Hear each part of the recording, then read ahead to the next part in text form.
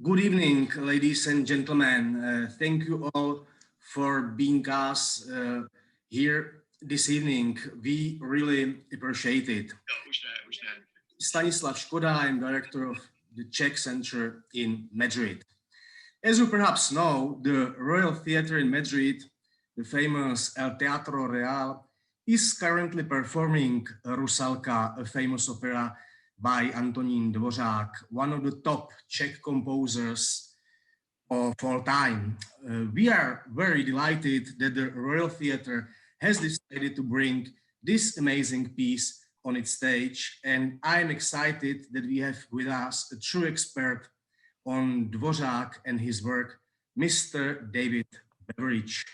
He was so kind and agreed to briefly introduce us to Dvořák's world and the significance of his music, especially the opera Rusalka. David Beveridge, a native of Ohio, United States, earned his PhD in music history and literature at the University of California in Berkeley and taught at various American colleges and universities before settling permanently in the Czech Republic in 1993. He has published many articles and essays in the US, Great Britain, Germany, and Czech Republic, and he served as editor and co-author of the book Rethinking Dvořák, Views from 5 Countries, and published by Oxford University Press. So it's a big honor, David, to have you here with us. How are you? I'm very fine, thank you. I'm pleased to be with you. Thanks for the very flattering introduction. I think you're exaggerating a bit, but I do know some things about Dvořák. Thank you very much. Well, let me start with the first question. How did you become an expert of Antonín Dvořák's work? Why Dvořák in particular? Well, I began to be especially interested in Dvořák when I was studying music at the university. And just at the time when it came for me to think about a specialization for my doctoral dissertation, it occurred to me that maybe Dvořák would be a good choice. I gradually got to know more and more of his music and really loved a lot of it and found it very interesting. And when I tried to learn more about Dvořák, I found out that there really wasn't very much to read about him in English, and that American musicologists did not give him the important place in music history that I thought he deserved. They always put him in the music history textbooks. He was always in the category of nationalism. And if you want to read something, for instance, about symphony in the 19th century, you wouldn't find Dvořák there. You have to look in the category of nationalism, and that's where you find a Dvořák. And it's not right to, but that's the way these music history textbooks used to be. They've changed somewhat now, I'm happy to say, but any composer who wasn't German or French or Italian was placed in a separate category of nationalist. Well, that's my second question. How did it change last time? How is Dvořák's work received in the world of classical music in these days, on this period? Dvořák's music has always been played really a lot since the time of his own life, but it was really there was a lot of concentration on really just a few famous works like the Slavonic dances, the New World Symphony, maybe one or two other symphonies. The cello concerto has always been played a lot, some of the chamber music. But there were many maybe early works by Dvořák, which are also wonderful, which never got played. And especially his vocal music was neglected. There was this kind of myth that, and you still encounter this myth, that Dvořák was mainly an instrumental composer.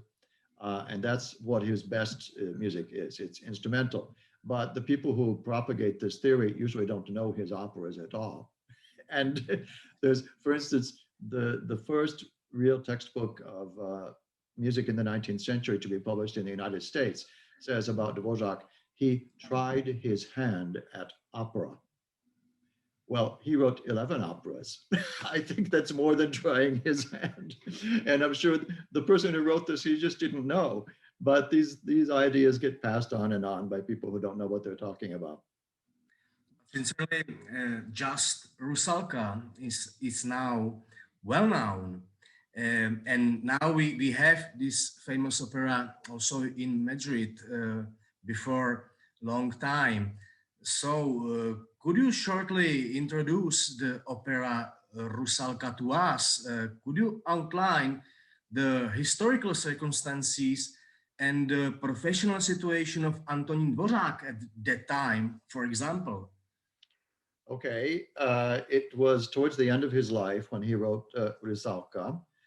He had already come back from America and would never return to America. And it's very interesting that in the end of his life, he actually decided to concentrate exclusively on operas.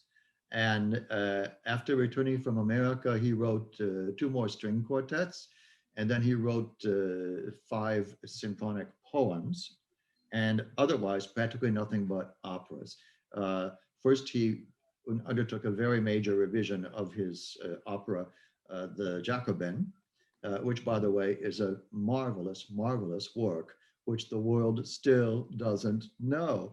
Now, everybody in the world is crazy about Rusalka, but they haven't gotten around to the Jacobin, which is almost as good as Rusalka, but completely different. Well, anyway, so he undertook a major revision of the Jacobin, and then he wrote a new opera based on a Czech fairy tale called The Devil and Kate, and then he wrote Rusalka. And after Rusalka came just one more work, his very last work, it was also an opera, Armida. But as far as Rusalka, I wrote an essay about this where I said it was a rare meeting of the minds, because in Rusalka, Dvořák found a libretto that was really especially well suited to his own inclinations. And it's a wonderful libretto. It's a wonderful story written by, he was a young writer at the time, Jaroslav Kvapil. At first, he wrote this, Kvapil started writing this libretto for some totally unknown composer who had asked him to write something. But as Kvapil started writing this, he began to realize, he said to himself, oh, I think I'm writing something really good here, which he was.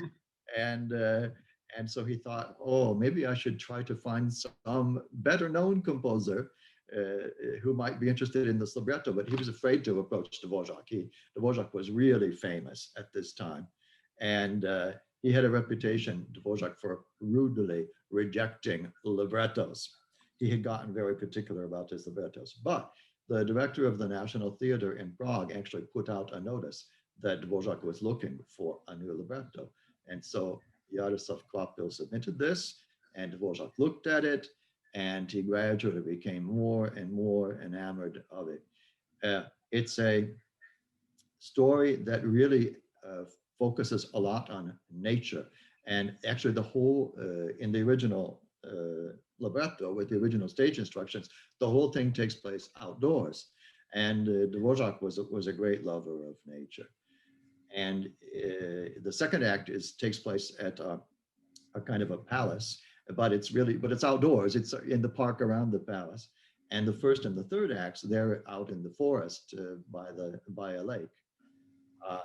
And the whole story is about sort of a conflict between the world of nature, including its supernatural beings, and the world of human beings. Rusalka herself is a supernatural being. She's a water nymph.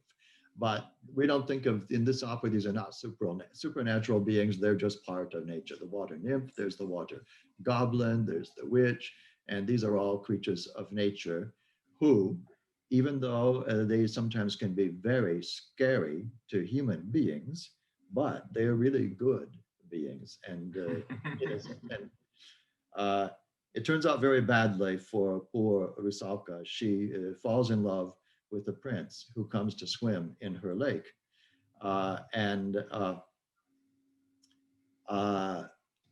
she would like to realize, to consummate her love for him, but she can't because the prince doesn't even know she exists.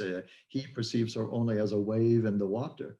But Rusalka goes to a witch who turns her in kind of into a human being, so that the prince can see her and see how beautiful she is and take her into his arms. But it's she can't speak. The witch makes a very difficult situation for Rusalka. She's unable to speak, and she still retains a kind of a watery coolness. And the witch says to her, well, okay, I'll make you into a human being, but if the prince takes you as his own and then betrays you, it's going to mean your eternal damnation and his death. And that's the way it turns out. But both librettist and Dvořák in his music, they frame this whole tragic story into a beautiful natural world. And at the very end of the opera, Rusalka, the last thing she sings is asking God to forgive the prince. And then she falls silent, and there's a wonderful orchestral postlude in which we still hear the beauty of nature, and the last word is heard by the theme representing the forest. So it's a wonderful story. But by the way, this is sometimes, as I said, Dvořák is always categorized as a nationalist, and so people think, oh, of course, this is some Czech story that the Westerners can't understand. And I think that's one of the reasons why it took so long for the world to really to discover Rusalka. But it's not a Czech story. It's almost exactly the same story as The Little Mermaid by Hans Christian Andersen.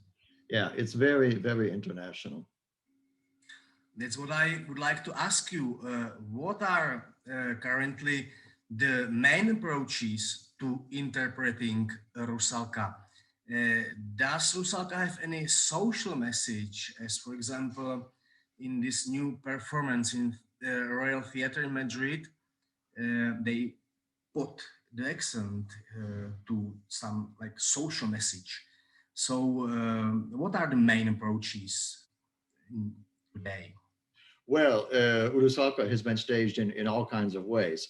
I have seen several productions, and they have mostly been productions that stage it the way Dvořák and the librettist intended it to be staged. There is currently a staging in Prague, which is not so traditional. And for instance, it makes the witch, Jezibaba, into one character with the foreign princess who then seduces the prince. And I don't approve of this because I don't think that that makes the witch is then the person who seduces the prince and brings about the disaster. But actually the witch is not evil. She just is very strict, and she's rather pessimistic about the way this is going to turn out. But she's not the one who brings about the disaster. That's somebody else. That's a human being who brings about the disaster, the foreign princess.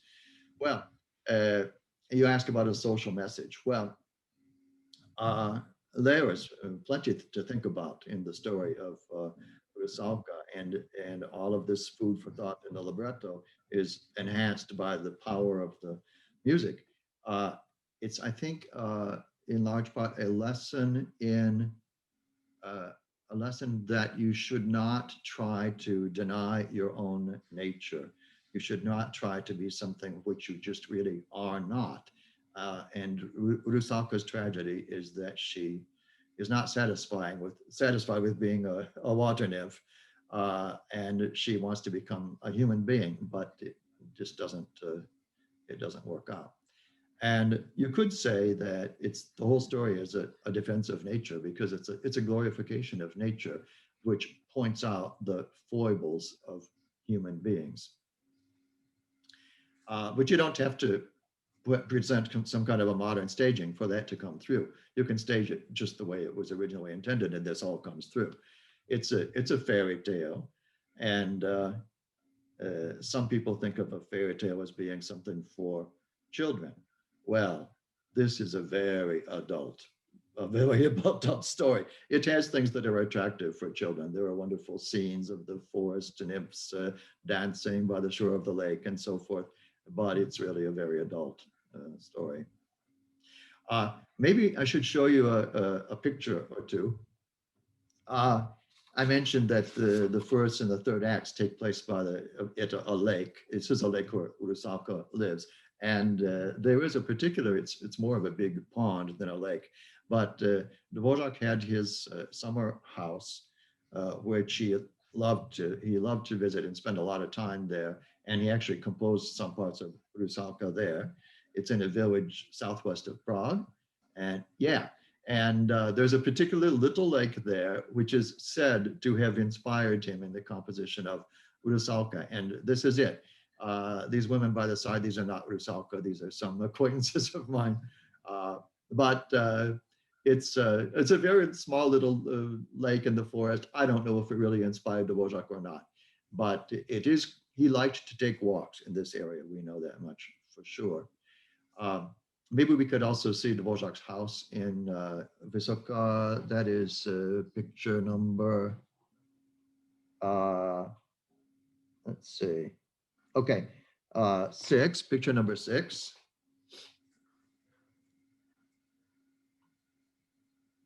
Can we have picture number 6? I guess it takes a little while. There we go. Yeah. This is Dvořák himself. Actually, probably a picture taken around the time that he composed Rusalka. And this is his house in the village of Vysoká, where he just loved to take walks in the beautiful natural environment, in the fields and the forests. And by the way, this is a tree right here. It's a linden tree, which he planted himself. And it's still there today. You can see that same tree is much, much bigger and older. And he had a study in the upstairs of this house where he composed part of Rusalka. That would be picture number 7.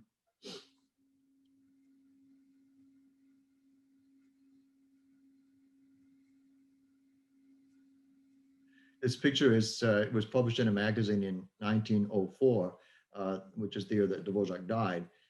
So we know it's really authentic. It's a picture taken while he was still alive. Yeah, there we go. So you can imagine him sitting here at his desk and writing Rusalka and occasionally trying something out at the piano. But actually, he composed most of Rusalka at his main residence, which was in Prague. And ironically, the first and the last acts, which take place in the forest by the lake, he composed those parts in Prague. But anyway, he was very familiar with the beautiful forest environment, including that little lake in Vysoká. Maybe we could show the picture of the building where he lived in Prague. It's number 3, picture number 3.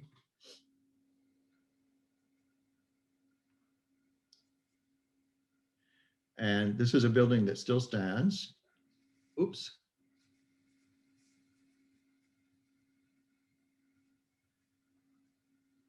It's a building that still stands in Prague. It's closed now. It's been closed for reconstruction, and it's totally inaccessible there. But this is a picture taken from during Dvořák's lifetime. In fact, just around the time when he was composing Rusalka, and I can tell you exactly where it was. If these windows here, this is where his study was, where he composed Rusalka. And if we look at picture number 4, we get a picture of his study in that building. At this moment, I would like to thank you for showing us the pictures from Antonín Dvořák life. And let's have a look also to Spanish context of the performances of Antonín Dvořák's work. As you have written to us, the first performances of Rusalka outside the former Austro-Hungarian Empire and the first in cities that were not Slavic were in Barcelona and in Madrid in 1924. It's interesting that it was in Spain because there were just a few connections between the Czech and Spanish cultures in the early 20s of the last century. What do we know about those performances today? Well, there were guest performances given by the National Theatre of Slovakia in Bratislava. And the conductor was Dvořák's pupil, Oskar Nedbal. And the stage director was none other than Jaroslav Kvapil, the librettist of the opera. Dvořák was no longer alive, but I think it must have been a really authentic production, which we have the author of the libretto being the stage director. I unfortunately don't know how it came about that they happened to do it in Spain, but it's a really nice coincidence that now Rusalka is again being performed in Spain. Otherwise, during Dvořák's lifetime, I really don't know of any performances of his music in Spain. I'm sure there were some, but I haven't got them recorded. I know his music was performed a lot in Germany, Austria, Hungary, the Netherlands, Belgium, Scandinavia, America, even in Australia. A little bit in Italy, but I haven't come across any performances in Spain. But it would be interesting task for some investigators to know more about the journey of Oskar Nedbal and Jaroslav Kvapil to Yes. in Madrid in 1924. Yeah. I think. So, David, what's exceptional in his work, and what was Dvořák's position among other composers of the time? If you compare him with his contemporary colleagues? Well, one of the things that's special about Dvořák is that he was so versatile. He wrote in practically every genre and very prolifically. He wrote really a lot of music. And if you think of some of the other really famous composers of his time, like, for instance, Verdi and Wagner, are known almost exclusively for their operas. Or Brahms, Dvořák's great friend, he didn't write any operas, but Dvořák wrote everything. He really composed in all the genres and really a lot. And he was an especially prolific composer. Not all of his works are masterpieces, but in fact, some of them are really terrible. Let's admit it. he was very experimental, and especially when he was young, he made some experiments that were not successful. But he wrote a tremendous amount of really marvelous music. He's famous especially for his orchestral music, of which there's a very large quantity. And actually, the single genre in which maybe he was the most prolific in terms of the number of compositions was chamber music. Pieces for string quartets, piano quartets, piano quintets, piano trios. And in his own time, he really, you could say he competed with Brahms for the position of the most important composer of chamber music in the second half of the 19th century. But his vocal music is really important. I already mentioned he wrote 11 operas. You will sometimes read that he composed 10 operas. Dvořák did something as though to intentionally confuse us. His second opera on a libretto called King and Collier was accepted for performance in Prague by Bedřich Smetana, who was the director of the Czech Theater at the time, and they began rehearsing it, but then they decided it was too difficult, unperformable, and they canceled the performance.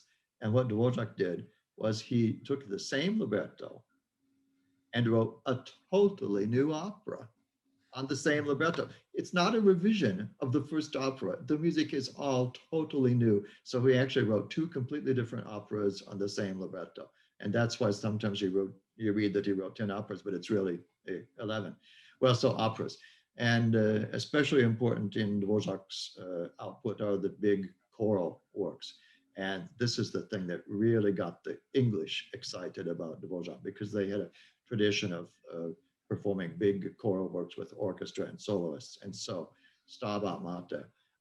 It takes an hour and 20 minutes in performance. This is a monumental work, a fabulous work. And the English commissioned him then to write a big cantata, The Spectre's Bride, also a marvelous work. Oratorio, Saint Ludmilla. This is a work that's very little known, but it's really one of Dvořák's greatest works. And then the Requiem. These are all monumental works for chorus, soloists, and orchestra. But also songs. Dvořák wrote 96 songs for voice and piano, many of them very beautiful. Also, even piano, solo piano pieces, everything. Dvořák wrote everything. Let's assume that music is a universal language and has no borders. Still, is there anything specifically Czech in Dvořák's music? You have said that in Rusalka is no Czech step, but the story is not in his music as general, in symphonies also. If it's anything specifically Czech. You know, it's interesting because you always read about how Dvořák's music is so quintessentially Czech. People wrote about it that way in his own time, and they still do. And I think there are two reasons for that. In his own time, his own countrymen, the Czechs, it was a time when Czech culture had been suppressed by the Habsburg Empire, which was ruled by Germans. The Habsburgs were a Germanic family, and the Germans were kind of in control. And even in the Czech lands at that time, there was a large minority, very large minority of German population. And especially in the 17th and 18th centuries and going into the 19th century, it was the German culture that dominated, and the Czech language almost fell out of use. There was practically no Czech literature, and Czech was spoken only in the rural areas and people of the lower classes, of which Dvořák was one, by the way. But when in the 19th century, there began to be a national revival, and the Czechs were very interested to be able to say, oh, we have our own art, which is also great. And so when a composer like Dvořák came along and started writing great music, and it started, especially when he started being successful abroad, they wanted to emphasize what was specifically Czech about Dvořák's music. But they emphasized it, they kept saying it's Czech without saying what was Czech about it. Meanwhile, abroad, people had this tendency in Germany especially, but anywhere in Western Europe, people thought that any music that wasn't French, German, or Italian was national. It was interesting because of its local color. And so they emphasized Dvořák's Czechness too. But it's very interesting in the English. In the English, they're always emphasizing how important Dvořák's nationality is, but they sometimes got confused about what that nationality was. They often called him Hungarian, even Polish once. But anyway, I think for myself, really, it's very hard to show in Dvořák's music what's Czech about it. And it just isn't as Czech as people think. It's really, Dvořák's musical language is very international. He was exposed to and influenced by music from all over Europe from his earliest childhood. He grew up in a small village north of Prague, a Czech village, and people think, oh, of course, all the music he heard was Czech. It was Czech folk music. Well, I'm sure he did hear Czech folk music, but he also heard Mozart. He also heard Italian music. We know this. This is documented. He heard the latest waltzes by Johann Strauss. His father, who loved to play the zither, one of his favorite pieces was the Russian Tsarist anthem. And his father had learned to play the zither in Hungary, where he had spent 8 years before his son, the composer, was born. And I'm sure what Dvořák heard as a boy was a lot of his father playing the zither, probably playing Hungarian music. So it was everything. And if you read what Dvořák said about his own music, he often named composers that influenced him, and they were mostly German composers, but also French and Italian. and once in a while, Czech. He certainly acknowledged that he was influenced by Bedřich Smetana. This is no question. But it's a large pool of different composers who influenced Dvořák. But there is one thing, especially in Dvořák's later works, in his vocal works, such as Rusalka, Dvořák writes melodies which give a good representation of the rhythm of the words, and the words are in Czech. And the Czech language has its own distinctive rhythms. So this is something that you could say is Czech about Rusalka. It's the rhythms determined by the Czech language. Well, thank you very much for this explanation. Antonín Dvořák at his time has been accepted by Austrian musical groups, and he also has been accepted by Austrian emperor. He made him a lord. Yes. So it's also very interesting that the Austrians accepted the Czech national culture. It's important to know it also. Maybe the emperor. Oh, this is Dvořák, right? This is Dvořák just around the time he composed Rusalka, and it was just after that he was made a lifelong member of the Austrian House of Lords. And by the way, one of the things that attracted me to Dvořák was not only his music, but the inspiring story of his life. And I mentioned that he came from a poor family and grew up in a village. And in the village, where he spent the first 12 years of his life, the curriculum of this kind of school was specified by the Austrian law on education, which said that in this type of school, the instruction will be very primitive because these are people who are not expected to have any important career, that they don't need any kind of higher education. Basically, it said these are people who will never amount to anything. But Dvořák, he attended this school for 6 years. Then he moved to a larger town where he went to a better school, and a larger town where he went to a better school. And he learned the German language, which was very important. And he was very perseverant in his career and had faith in himself. It took him a long time before he really began to be recognized, but eventually he was, and he became so famous that near the end of his life, the emperor, Franz Joseph, made him a lifelong member of the House of Lords, which is quite an accomplishment for a young boy who attended a school for people that wouldn't amount to anything. It's a wonderful success story. Let's have a look to Rusalka opera. You told us that it was performed in Spain and, of course, in Prague and some other cities in former Austro-Hungarian Empire. And then what happened? How did the Anglo-Saxon and German world accepted the opera? What was the next step or the next acceptation or advance of Rusalka to the Europe, let's say? Dvořák had a great misfortune with Rusalka. Only about a year after its premiere in Prague, it was supposed to be performed in Vienna. Gustav Mahler was at that time the head of the opera in Vienna, and he was very interested in performing Rusalka. And it was scheduled, and they even had the cast chosen, but it fell through. They didn't perform it. Nobody knows exactly why. It could be because Dvořák wanted too much money. I know this was an issue. I can't remember exactly what the terms were, but he wanted more money than they were willing to pay him. And in Vienna at the time, actually, there was a lot of opposition to Czechs because things were always very tense in the Austrian Empire. There was a large Czech majority, and sometimes the Germans felt like they were losing control.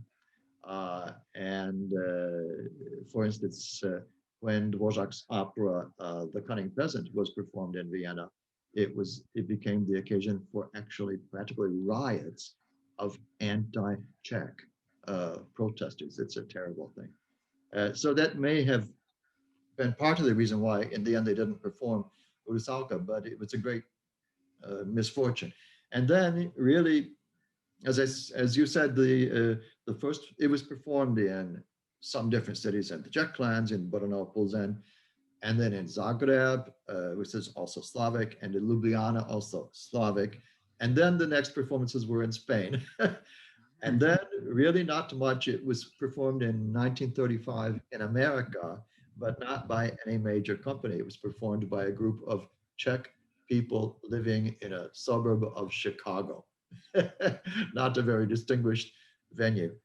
Then finally, well, maybe it started in England in, I think it was 1981, with the famous production of Rusalka by David Pountney. And then, and it was with the English National Opera. I think they sang it in English, amazingly enough. And then there began to be greater interest in Rusalka. I went myself to Houston to see it in 1992. It was a big production, very elaborate, beautiful, with Renee Fleming, a big star, singing in the title role. And then Rusalka began to really take off. It was 1 year later, 1993, the Metropolitan Opera in New York performed Rusalka for the first time. And it was a big success. And it was revived again and again. 2 or 3 years ago, the New York Metropolitan had another production of Rusalka, and it's really being performed all over the world. But it's interesting how it's taken off this way, and all Dvořák's other operas are still neglected. But their time will come too. I hope so. So, what could the Madrid audience expect from Rusalka opera? Was the main topics on what are the most attractive on this opera? The most attractive. The most attractive, yeah. Yes, well, it's got lots of really just beautiful music that you would just love the music even if you had no idea what the story was. But all of the music is also very well connected with the story. There's a lot of lyricism in it. There's a lot of expression of love, but it's largely frustrated love. Uh, uh, when the most famous melody from the opera is Rusalka's famous song to the moon, where she asks the moon to give her greetings to the prince, whom she cannot address herself. And she's really pouring her heart out to the moon about her love for the prince. And but it's interesting. That's the most famous part of the opera, but there are lots of other parts of the opera which I think are even more beautiful, including a very short song where she explains to her father, the water goblin, tells him about how she's in love with the prince. And it's just a marvelous little song, so expressive, so intense. And it's very, by the way, it's very erotic. She emphasizes that the prince comes and swims naked in the lake, and she embraces him, but he doesn't even know she's there. She only perceives him, he perceives her as a wave. And the harmonies that Dvořák uses at that point are so magical. It just sounds all exactly like what she's singing. There's something magical going on here. And when she says she wants to be made a human so that she can kiss him passionately, oh, all this passion is in the music too. But perhaps the most powerful scene of the entire opera is the very end, uh, when the game is all over. The prince has betrayed her. She has had to go back to the lake, but she is now banned. She can no longer join her sisters, the other water nymphs. Her fate is to become a will-o'-the-wisp and to lure people to their deaths. She can never die, but she can never really live either. And the prince at this point realizes that after all, even though he was unfaithful to Rusalka, but now he realizes he can't live without her. And he comes back to the lake to find her and finds her and wants to kiss her. and wants to make her his own. But she says, now, if you kiss me, you will die. And he says, kiss me, kiss me, kiss me. And he dies in her embrace, but he says, I am dying happy in your embrace. And oh, this scene is so powerful. It's just fabulous. Thank you very much, David. One question. How many Rusalkas have you seen in your life? Well, let me think. I saw 2 in America. One was in Houston. One was at the Spaletta Festival in Charleston, South Carolina. Then I've seen, I think, 3 different productions in Prague. For a long time, there were actually 2 different productions of Rusalka going on at the same time in Prague in different theaters. It's amazing. And I saw a production outdoors in Loket, in the castle in Western Bohemia. And that was marvelous because it was by a river. So we have the real water there and a real castle on the hill up over the river on the other side, and it's surrounded by really forest. So it's like you're really in the real setting of Rusalka. That was a fabulous production. And I guess that's all.